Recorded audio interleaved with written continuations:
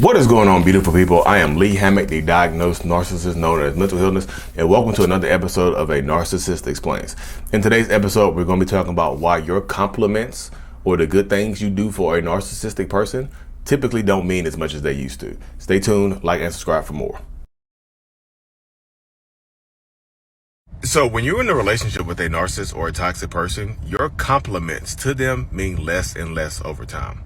And if you're new here, I'm a narcissist. Actually, I have narcissistic personality disorder. One main reason why your compliments mean less to a narcissistic person over time is because you're supposed to do that. If you are my partner, you're supposed to compliment me. Yes, it feels good at first because it's new and things like that, and that this new source of validation that I'm getting from you is good and it feels good. But over time, it just feels like you're supposed to be doing it. So what? Whatever supply that narcissistic person is getting from you runs out over time and it's not sustainable. That's why narcissistic people are typically looking for other people to fill that void, to get other supply and things like that from. So you can give that person a good compliment, but it means nothing to them, and somebody else can give them the exact same compliment and it means a lot more coming from somebody else. Because sooner or later, y'all, whatever supply that person getting from you runs out.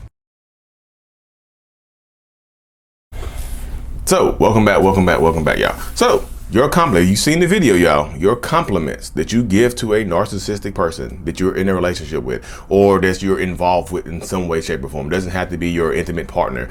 It could be your mom, dad, brother, sister, whoever it is in your life that is the narcissistic person. Your compliments and the good deeds that you do for this person don't mean as much as they used to mean. And that happens quite a bit when you're dealing with toxic relationships, y'all. It just does. And one of the main reasons why like narcissistic people, they like it at first, the supply, whatever supply that narcissist is getting from you does run out. Whatever validation that person is getting from you does run out, and it doesn't feel the same anymore. You know what I mean? It becomes monotonous. It becomes boring. It becomes expected. If it's a constant in this person's life, if you're married to me, I expect those compliments from you. So they don't mean as much. They used to, when we first get to know each other, they meant a lot. Like, ooh, that blue shirt looks good on you. I'm like, oh yeah, thank you, baby. Like, thank you. Thank you. I was so unsure about this shirt, but you made me sure of this. Thank you so much. You made me smile. But 3 years into the relationship, hey babe, that blue shirt looks good on you. I'm like, oh, cool, appreciate it. But I go out in public and somebody else says it to me. Some rando says it to me, like, hey man, that blue shirt looks good on you. I'm like, oh, for real? Thank you so much. It means more, or it seems like it means more coming from somebody else, doesn't it? And if you're with them when this happens, it hurts your feelings. It makes you feel like the stuff that you do doesn't mean as much, because it doesn't. To that narcissistic person in your life, it doesn't mean as much because it's arbitrary. It's like the supply source has run out. The validation doesn't feel the same anymore because you're supposed to do it. You're supposed to be you're supposed to be validating me. You're supposed to be empowering me. You're supposed to be doing this stuff. So it doesn't feel as good because you are absolutely supposed to be doing it. If that makes sense. And that's why I tell people in these situations, you have to empower yourself to make these decisions to stay in these relationships, because or leave them, because it doesn't get better, y'all. I'm gonna be 100% realistic with you. Unless that narcissistic person that you're dealing with is in some type of therapy or working on themselves in some type of way, it doesn't get better. It doesn't. There's no bright future in a relationship that has the intimacy or the emotional connection has waned and went away. It does. Yeah, I'm just being realistic with you. I'm not trying to hurt y'all's feelings or set you back and make you go get off turn the video off and cry or something like that. I'm just being realistic with you. It's not that the compliments and the good deeds that you do for this person doesn't mean anything. It just doesn't mean as much as it used to, because they don't because they're used to it. Because they're absolutely used to the stuff that you're doing. You know what I mean? So no, it doesn't feel as good as it used to. It just becomes like you're supposed to do it. Whatever supply, like I said in the beginning, whatever supply they're getting from you does run out. It absolutely does. It runs out to the point where that person doesn't care about dealing with you anymore. You know what I mean? It runs out to the point where that person just okay, cool, I don't want to deal with you anymore anyway. You see what I'm saying? Sorry, y'all. Acid reflux or something. It just runs out. If they're getting sexual supply from you, if they're getting that type of supply from you, right, then yeah, it goes downhill. Like sooner or later, the SMEX, the SEX with an M in there. I just changed the words because YouTube is tripping on me right now. If they're getting the sexual supply from you, you know what I mean? Then that goes downhill after a while. Like y'all can do it 5-6 times a day, and they still might go out and cheat on you because it runs low. It's like the same thing over and over again. Even if it's not the same position, even if it's y'all got other people joining in, it's still gonna run out. Like they might get tired of you. You mean? It's just you. The source runs out.